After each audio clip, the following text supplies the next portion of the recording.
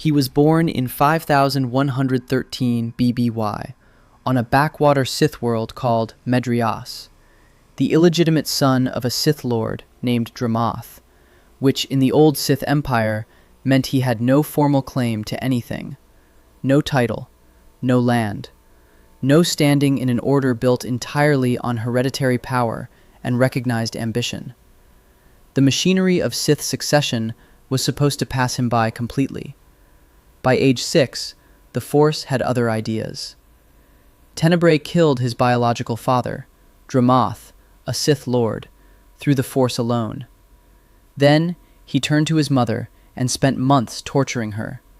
Not a single violent act, not rage, but a sustained, deliberate exercise in feeding on her fear and pain. Methodically. As though he understood, at 6 years old, that suffering was a resource to be harvested. The sources don't soften this detail, and neither will this script. A decade into his campaign, the entire northern continent of Medriaas had fallen under his control. Villages conquered, thousands massacred, a war of territorial expansion that started when he was 6 years old. At 13, he walked into an audience with Marka Ragnos, the sitting Dark Lord of the Sith, the apex authority of the entire Sith Empire, and Ragnos didn't destroy him. He recognized what he was looking at. He gave Tenebrae a Sith title, Vitiate, and formal lordship over Medriaas. The most powerful Sith alive assessed what a 13-year-old had already done to an entire continent, and concluded that the correct response was to hand him a planet.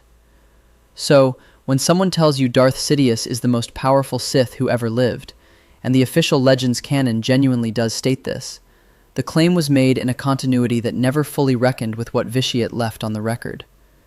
Sidious's feats are real, they're formidable, and we'll go through them in detail. But the comparison breaks decisively in one direction.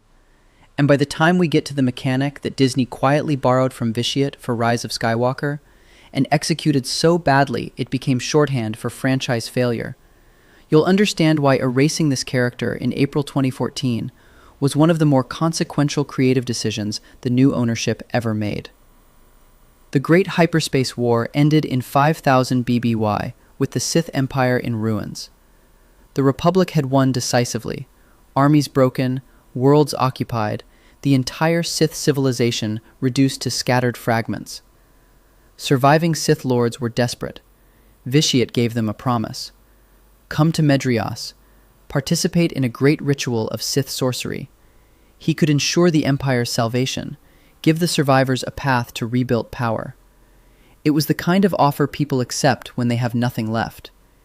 8,000 Sith Lords accepted. They gathered on Medriaas in 4999 BBY, 1 year after the war ended, under the premise that what Vitiate had planned was restoration. What he actually had planned was something the galaxy had never seen and hasn't seen since at this scale. The ritual lasted exactly 10 days. In those 10 days, Vitiate mentally enslaved all 8,000 Sith Lords simultaneously, crushing their resistance, dominating their minds, overriding individual will across the entire gathered host, and then channeled their combined power into a single act of dark side sorcery that had nothing to do with saving anyone. He drained the planet of all life, every man, woman, and child on Medriaas, every animal, every insect, every living thing touched by the Force, millions of beings consumed simultaneously, their life energy drawn through 8,000 enslaved Sith Lords and poured directly into Vitiate. The 8,000 were consumed along with everything else. They didn't save the Empire. They became the fuel. The planet was renamed Nathema after birthplace in one translation, though nothing could be born there anymore. The Force itself was stripped from the world. Nathema became a void in the cosmic fabric, a dead silence where Force sensitives approaching the system reported experiencing physical pain from the absence alone, not from any presence, from the complete absence of the Force, where it had once flowed naturally. 5,000 years of absolute stillness would follow. Every species, every ecosystem, every organism on an entire planet erased in 10 days by a single act of directed will. What Vitiate gained? Immortality. the term used explicitly in canonical source material, not as metaphor and not as exaggeration, and force power described by the official Star Wars, the Old Republic Encyclopedia, as stronger than any Sith who had come before. Not stronger than most, stronger than any who had existed before him. He was no longer Lord Vitiate of Medriaas. He wasn't even a Sith Emperor in any traditional sense of that title. He was something the existing framework had not previously produced. Vitiate led survivors, those who hadn't been present on Medriaas during the ritual, through the unknown regions for 19 years, before establishing his throne on the planet Dromund. From there, he built the reconstituted Sith Empire, and ruled it for approximately 1,300 years. That number doesn't always land at first reading. Sidious ruled the Galactic Empire for 23 years, from the declaration of a new order in 19 BBY to his death at Endor in 4 ABY. Even extending his effective dominance generously to include decades of prior manipulation and his later Sith Eternal operation on Exegol, the most charitable accounting of his active influence reaches somewhere around 60 years total. Vitiate's 1,300-year reign isn't a longer version of what Sidious accomplished. It represents a different relationship between a being and time, a consciousness for whom the lifespan of an ordinary empire was background noise. For 13 centuries, Vitiate ruled through a series of host bodies known as the Emperor's Voice, using the rare technique of essence transfer to move his consciousness between physical vessels, keeping his true self untouchable while presenting a physical face to his empire. When one voice was compromised or destroyed, another was prepared. The Emperor's actual mind remained in a deeper state, unreachable by conventional means. His mass domination during this period wasn't political maneuvering. The sources describe direct force imposition of will at planetary scale. Populations stripped of independent agency. Individuals with embedded fragments of his consciousness operating across the Republic as his extensions, without full understanding of what they were or why they acted as they did. The visible Sith Empire on Dromund was the surface structure. Vitiate's consciousness permeated territory far beyond Dromund. Revan, the most celebrated Force user of the era, a figure who had led armies and reshaped galactic history, sought out Vitiate to confront him directly, and came back with his mind rewritten. Vitiate corrupted both Revan and his companion Malak during the encounter, turned them into his advanced scouts for an eventual invasion, and sent them back into the galaxy with their minds fundamentally altered. When Revan was separately captured later, Vitiate kept him alive in Maelstrom Prison and used him as a meditation focus, a living power source, the greatest Force user of his generation, drained continuously for years. Revan appears in this story as a power-scaling reference point. The most legendary fighter of his era became a battery. Now Sidious. The Legends canon is explicit about this. Darth Sidious is officially stated to be the most powerful Sith to have ever lived. That's the canonical position Lucasfilm maintained for decades, not a fan ranking, and it deserves fair treatment before any comparison is built. Sidious's raw Force output is genuinely extraordinary. He kills 4 Jedi Masters in seconds during their confrontation in Revenge of the Sith. Masters, the apex of Jedi combat capability, not initiates, and then holds Yoda, after 800 years of Force mastery, to a standstill. In Rise of Skywalker, his Force lightning scales to fleet level, incapacitating an entire armada of starships with a single sustained burst. At personal combat scale, he has almost no peers in the main continuity.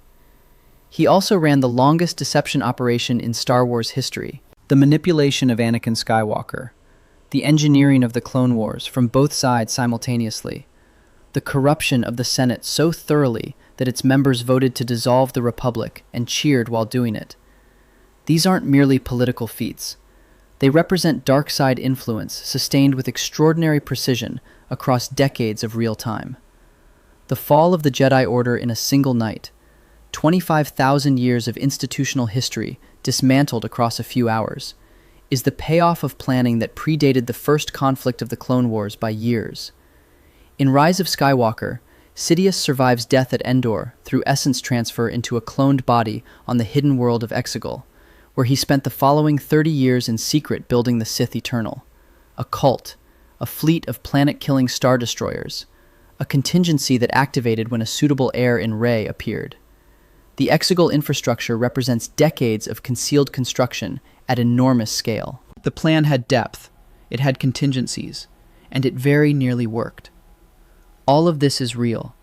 The official ranking has a foundation. The comparison still doesn't hold. On destruction scale, the Death Star eliminated Alderaan, 2 billion people, by Sidious's political authorization and a machine he ordered built. His own direct force feats operate at personal and fleet scale. Vitiate personally consumed an entire planet's population through direct force sorcery in 10 days, with no machine and no proxy. Then, during the events of the Old Republic, he consumed Ziost, a second inhabited world, stripping another planet of all life through the same mechanism. This wasn't a singular, desperate act at one moment of maximum crisis. It was a repeatable capability, executed on demand, scaled to an entire planetary population at a time. On Reign, 1,300 years against 23. No elaboration improves on the ratio. On mass domination, Vitiate imposed direct force control on populations at planetary scale. Sidious manipulates key individuals at critical leverage points with extraordinary effect. The difference is between a siege weapon and a sniper. Different tools, different scales, and in the dimension of raw scope, the comparison breaks in one direction entirely. On raw force power ceiling, the SWTOR Encyclopedia's statement about what the Nathema ritual granted Vitiate, power, stronger than any Sith who had come before, creates a direct contradiction with the simultaneous Legends claim that Sidious is the most powerful Sith ever. Within the Legends framework, where both characters share the same canonical space, this was never formally resolved. The statement exists in official material. It isn't ambiguous. On consciousness transfer, this is where the case closes, and it requires full treatment, because what Vitiate did with this mechanic wasn't a survival technique. It was the most sophisticated antagonist construction in the history of the franchise. Sometime during his 1,300-year reign, Vitiate identified a man named Valkorion, a king on the distant planet Zakul, ruler of what would become the Eternal Empire, and transferred his consciousness into him. The Wikipedia entry on Valkorion is precise about the outcome. The original Valkorion's mind was completely suppressed. His identity was taken over and used by Vitiate to build and rule an entirely separate civilization. Not borrowed, suppressed and replaced at depth. From inside that stolen identity, Vitiate built the Eternal Empire of Zakul, distinct from the Sith Empire on Dromund in culture, military structure, architecture, and governing philosophy, while maintaining both simultaneously. The Sith Emperor on Dromund and Valkorion of Zakul were the same consciousness, operating two empires across different regions of the galaxy, while neither the Sith, nor the Republic, nor the citizens of Zakul understood that both thrones were occupied by the same being. He had children as Valkorion, Arcan, Valen, Thexan, raised in Zakul's traditions, shaped by a father whose true nature they came to understand only gradually and partially. Of the three, Valen was reportedly the most powerful Force user, inheritor enough of Vitiate's capacity that Vitiate himself had her abilities conditioned and suppressed. A being who had consumed 8,000 Sith Lords and the entire population of a planet in 10 days, considered his youngest daughter's potential dangerous enough to actively throttle it. Whatever Valen's unconditioned ceiling would have been, Vitiate's assessment of it was serious enough that he took direct preventive action. His actual objective, built into the narrative of Knights of the Fallen Empire and confirmed across multiple sources, wasn't either empire. Both were instruments. Vitiate wanted to drain all life in the galaxy, literally every living being, through the same mechanism that had consumed Nathema, the combined energy used to transcend the Force itself and become something no prior framework could categorize. A force god, in the language the community has settled on. The Sith Empire was a tool. The Eternal Empire was a tool. The galaxy was the intended meal. The assassination of Valkorion wasn't a defeat. It was the opening move of the next phase. Arcan struck his father down during a confrontation involving a figure known as the Outlander, a player-controlled protagonist brought to Zakuul as a prisoner. Vitiate had arranged this. The apparent death of his Zakuul identity was a trigger mechanism, not an ending. The instant Archon's blow landed, Vitiate transferred his consciousness into the Outlander's mind. Not a prepared body. Not a vessel cultivated over years for exactly this eventuality. A living, autonomous, hostile combatant who had come specifically to oppose him. And Vitiate moved into that mind in real time, mid-confrontation, because his mastery of essence transfer had reached the point where a prepared vessel wasn't a requirement. This is what Knights of the Fallen Empire, launched in October 2015, built its entire narrative architecture around. And the construction is worth examining carefully, because it does something that straightforward villainy can't achieve. Vitiate living inside the Outlander's mind wasn't passive habitation. He spoke. He offered counsel. He provided information that was sometimes genuine, and sometimes precisely calibrated to serve his agenda. He had opinions about the Outlander's choices, pushed toward specific outcomes, occasionally delivered advice that made the Outlander genuinely more capable, because a more capable Outlander was more useful to a galaxy-scale consumption plan than a weaker one. He had been alive for over 1,000 years. He had patience the Outlander couldn't match, and information the Outlander needed. The trust problem has no clean resolution. Acting against Vitiate's advice sometimes produces worse outcomes than following it, which is the point, which is what generates the particular kind of dread that simple antagonism never reaches. The player navigating COD-FE is managing a situation where the voice in their head is simultaneously the most dangerous being in the known galaxy, an occasional genuinely useful advisor, and something working toward everyone's destruction, including the player's own. All at once, all the time, with no clean way to separate the useful from the dangerous, because the same source produces both. Vaylin, still alive, still leading the Eternal Empire's military apparatus as its most dangerous figure, represents a separate layer of the story's architecture. Her conditioned force suppression meant she was fighting at throttled capacity, which raises the implication that her full potential was something even Vitiate had taken seriously enough to prevent from manifesting. Even operating under those constraints, she was the most dangerous of the three children, and among the most formidable opponents the Outlander faced across the expansions. What an unconditioned Vaylin might have represented, the story leaves deliberately unresolved. Knights of the Eternal Throne, launched December 2nd, 2016, moved the arc toward confrontation. Vitiate's consciousness met, engaged, driven from the Outlander's mind, and apparently destroyed, though the sourcing treats the finality of this with deliberate ambiguity. One reading of the aftermath, grounded in what the game presents, suggests that Nathema began showing signs of recovery following the conclusion of events. The world Vitiate had stripped of the Force in 4999 BBY, dead for 5,000 years, beginning to stir as though the planet had simply been waiting for him to stop existing before it could start again. Whether that represents confirmed canonical resurrection of the planet or the story's use of environmental ambiguity isn't settled in the available sources, and the script won't overstate it. What the available sources do establish clearly is the scope of what preceded the ending.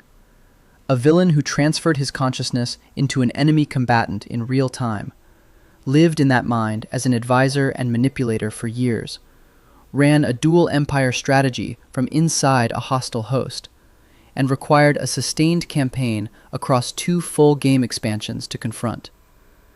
The sustained antagonist arc across COD-FE and COD-ET, hundreds of hours of story, enormous voice acting investment, deliberate narrative patience, existed specifically because BioWare understood that a villain operating at this scale of sophistication required equivalent storytelling commitment.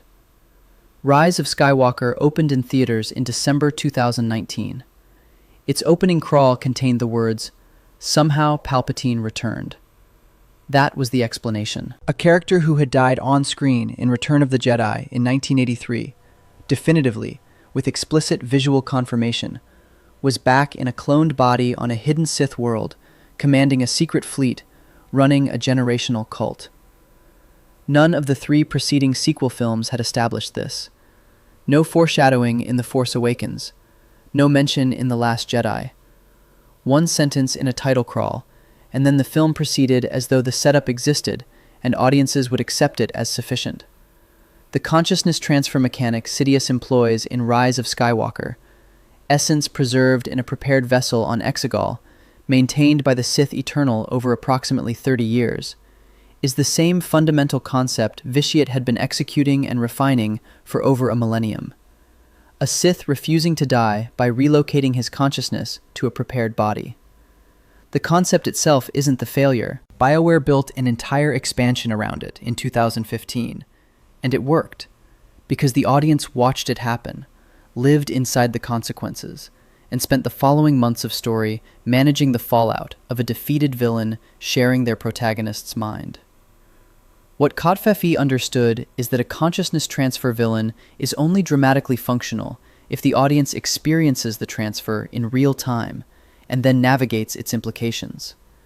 The dread of Vitiate inside the Outlander's mind comes from the conversations, from the patience he demonstrates, from the slow accumulation of evidence that something ancient and enormously capable is sharing ahead with your protagonist and has separate plans for your future. Rise of Skywalker informed the audience that Palpatine had survived off-screen across 30 years, displayed fleet-level force lightning in a sequence that lasted several minutes, and had him die again in a confrontation the film's own characters had been inadequately prepared to reach. The concept didn't fail, the execution did, and the execution that failed was operating 4 years after BioWare had demonstrated, in the same creative space, what a successful version looked like. On April 24, 2014, Lucasfilm announced that the Star Wars Expanded Universe, everything built over 4 decades of storytelling, from the Zahn novels to KOTOR, would be relabeled Legends and removed from official continuity. Vitiate went with all of it: the Nathema ritual, the 1,300-year reign, the Valkorion identity, the consciousness transfer arc that BioWare was in the process of building into COT-FE at the time the announcement was made. Non-canon. 14 months later, in October 2015, BioWare launched the expansion that demonstrated exactly how well the consciousness transfer concept could work when executed with craft and patience. But the expansion was already Legends before it launched. The demonstration of the concept's potential was outside the official record before a single player had completed the first chapter. The KOTOR remake was announced in 2021, a signal that someone within Lucasfilm's orbit recognized the material retained real value. Development started at Aspire, then shifted to Saber Interactive. Saber was later divested from its parent company Embracer in 2024. Development pauses, studio transitions, prolonged silence. The remake's release timeline remains uncertain as of the most recent reporting.